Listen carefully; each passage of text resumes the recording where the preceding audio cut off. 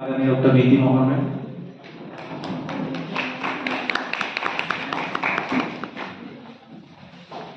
बहुत बहुत शुक्रिया सर। बात मुद्दत के दुआओं में असर आया है, बात मुद्दत के दुआओं में असर आया है। आप सब यहाँ आए हैं या चांद नजर आया है। बड़ी शिद्दत से यह काम करती हूँ, बड़ी शिद्दत से यह काम करती हूँ। मेरा उसूल है पहले सलाम करती हूँ।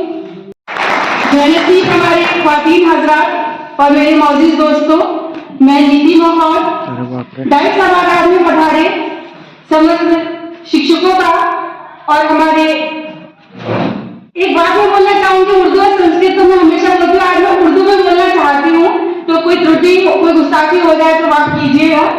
तो हमारे डाइट सभागार में पधारे उस्तादों का और उस्तादों के उस्तादों का मैं तहे दिल से खैर मकदम करती हूँ, इस्तकबाल करती हूँ।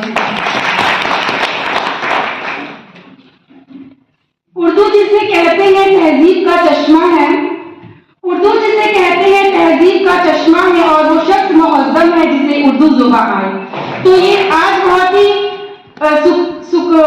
सुखद संयोग है कि उर्दू और संस्कृत दोनों की हमें एक संगम देखने को मिला है। संस्कृत तो हमारी हम माँ भी नहीं कहेंगे, हमारी नानी है। हिंदी हमारी माता है और उर्दू हमारी माती है, और सभी को हम समान रूप से सम्मान देते हैं, प्रेम करते हैं। और जैसा कि अभी हमारे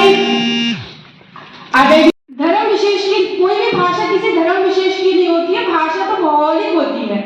तो उर्दू हमारे भारत में ही जन्मी है, हम सब जानते हैं। मेरे क्षेत्र में उर्दू का जन्म हुआ है। हमारे मोहतरम बोल रहे थे कि इल्म की बात कर रहे थे, मैंने थोड़ा सा नोट किया था। इल्म की बात कर रहे थे कि किसी को इल्म देना यानी शिक्षा देना। तो मोहम्मद साहब जी ने भी ये कहा है कि दान में सोना देने की अपेक्षा अपने बच्चों को शिक्षा देना श्रेष्ठ है। उन्होंने ज्ञान को अमृत बताया है, प्रत्येक बच्चे को ज्ञानार्जन करने की इच्छा व्यक्त की है। और शहीद के खून से भी ज्यादा पवित्र यदि कोई चीज है तो वह कलम की सिपाही है, कलम की सिहाई है, ऐसा मोहम्मद साहब जी ने कहा है। तो वह कहीं बात तो हर लफ्ज से खुशबू आई। यहाँ जितने भी उर्दू के उस्ताद और उस्तादों के उस्ताद बैठे हैं उनके लिए मैं पंक्तियां अर्ज कर रही हूँ कि वह कहे बात तो हर लफ्ज से खुशबू आए, वह कहे बात तो हर लफ्ज से खुशबू आए, और ऐसी बोली वही बोले जिसे उर्दू आए। तो आगे मेरी खुशकिस्मती है कि इतने सारे हमें उर्दू के टीचर से मुखातिब होने का अवसर मिला है, रूबरू होने का अवसर मुझे मिला है। इसके साथ साथ मैं कुछ और बातें भी कहना चाहती हूँ कि जो लोग उर्दू से नफरत करते हैं तो ऐसा मत कीजिए। उर्दू हमारी भारतीय संस्कृति की पहचान है। भारत में ही उर्दू का जन्म हुआ है, हमारे उत्तर प्रदेश में ही इसका जो व्याकरण है हिंदी खड़ी बोली से ही निकला है। और अभी हमारी एक मैम ने भी कहा उर्दू हमारी हिंदी की बहुत ही प्रिय सखी है, सहेली है, हमारी मासी की तरह है। तो जो लोग उर्दू को मिटाने की बात करते हैं उनके लिए मैं कुछ कहना चाहती हूँ कि उर्दू को हम एक रोज मिटाएंगे जहां से, कुछ लोग ऐसा सोचते हैं कि उर्दू को हम एक रोज मिटाएंगे जहां से, और यह बात भी कमबख्त ने उर्दू में कही है।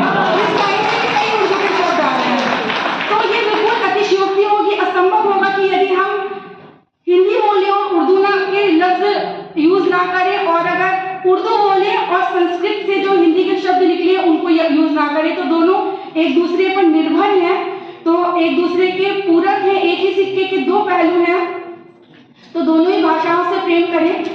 और उर्दू साहित्य को प्रमोट करने वाले जो हमारे अमीर खुसरो जी हुए, क्योंकि मैं संगीत की छात्रा भी रही हूँ, अमीर खुसरो जी जिन्होंने उर्दू साहित्य को बहुत प्रमोट किया, उन्होंने संगीत जगत में भी बहुत बड़े अपने योगदान दिए हैं। और संगीत में जो भारतीय शास्त्रीय संगीत में ख्याल गायन शैली के जन्मदाता वही हैं।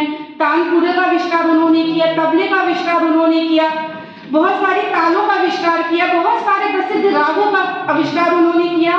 सूफी गायन शैली के जन्मदाता कहे जाते हैं। भारतीय शास्त्रीय संगीत में तो उन्होंने क्रांति ही ला दी। तो बहुत बड़े बड़े उस्ताद उर्दू साहित्य में हुए हैं जिनको हम तहे दिल से जिनकी इज्जत करते हैं और करनी भी चाहिए। तो सलीकों से हवाओं में जो खुशबू घोल देते हैं, सलीकों से हवाओं में जो खुशबू घोल देते हैं, अभी कुछ लोग बाकी हैं जो उर्दू बोल लेते हैं। और मैं अपनी पर्सनली बात करूं, मेरे घर का माहौल बहुत ही संस्कृत नुमा है। मेरी मम्मी ने संस्कृत में और हिंदी में एमए किया है, मेरी दीदी ने भी। मेरे घर में संस्कृत में बच्चे पढ़ने आते थे, तो संस्कृत का माहौल तो रहा ही है। संस्कृत थोड़ी बहुत मुझे आती है, विरासत में मिली है क्योंकि घर का माहौल रहा है। लेकिन किसी भी, मुझे ऐसा लगता है किसी भी भाषा का ज्ञान होना गलत बात नहीं है। मुझे उर्दू बोलने का मौका मिला है, इसलिए मैं उर्दू बोल रही हूँ। आप लोग जो लोग मुझे जानते हैं वो जानते होंगे कि जब भी हाथ से संचालन करती हूँ, हिंदी और संस्कृत में करती हूँ, संस्कृत के शब्दों का प्रयोग करके। तो आज मौका मिला है, इतना सुअवसर मिला है कि मैं उर्दू बोल पा रही हूँ जितनी मुझे आती है। हमारी मोहतरमा डॉक्टर रूबी ताहिर मैम की वजह से मुझे मौका मिला है, तो मैम आपका भी बहुत बहुत शुक्रिया। तो मैं बस अंत में यही कहूँगी कि उर्दू और हिंदी दोनों बहनें हैं, तो दोनों को समान रूप से प्यार करें। जैसे हम अपनी माँ को प्यार करते हैं, उतना ही प्यार हम अपनी मौसी को भी करते हैं, तो वैसे ही उर्दू से भी प्यार करें। और एक छोटी सी कविता मैं आप लोगों को सुनाना चाहती हूँ कि मैं शायर हूँ जवां मेरी कभी उर्दू कभी हिंदी, कि मैंने शौक से बोली कभी उर्दू कभी हिंदी। मैं शायर हूँ जवां मेरी कभी उर्दू कभी हिंदी, कि मैंने शौक से बोली कभी उर्दू कभी हिंदी। ना अपनों ने कभी चाहा यही दोनों की मजबूरी, ना अपनों ने कभी चाहा यही दोनों की मजबूरी, है बेबस एक ही जैसी कभी उर्दू कभी हिंदी। अदब को तो अदब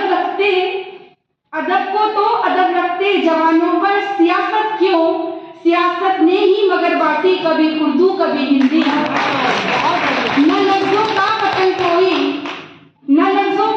कोई न मजहब है उनका, ये कहते हैं फकत दिल की कभी उर्दू कभी हिंदी। और मोहब्बत है वतन उसका जवां उसकी मोहब्बत है, मोहब्बत है वतन उसका जवां उसकी मोहब्बत है, ख्याल उसने गजल कह दी कभी उर्दू कभी हिंदी। और लिपट जाता हूँ माँ से और मौसी मुस्कुराती है, मैं उर्दू में गजल कहता हूँ हिंदी मुस्कुराती है। तो जयतु संस्कृतम, जयतु भारतम और जय उर्दू, हम तीनों की ही जय बोलेंगे क्योंकि उर्दू भी हमारी भारतीय संस्कृति की अटूट पहचान है। और संस्कृत तो हमारी नानी श्री है ही, उनके लिए तो कुछ भी कहना सूर्य को दीपक दिखाने के समान है। तो भाई उर्दू बहुत ही प्रेम की भाषा है, नज़ाकत की भाषा है, आशिकों की भाषा है। तो सभी उससे प्रेम कीजिए, उसे एक भाषा ही समझे, उसे मजहब में ना बांट दे। बाकी चीज़ों को तो हमने मजहब में बांट ही दिया है, फलों को रंगों को, तो कम से कम भाषा को रंगों मजहब में ना बांटे, उससे प्रेम करें। और पुनः आप सभी गणमान्य जनों का मैं पुनः हार्दिक स्वागत करती हूँ, अभिनंदन करती हूँ, वंदन करती हूँ, जिनसे हमारा डायट सभागार आज शोभायमान हो रहा है। तो जय हिंद, जय भारत।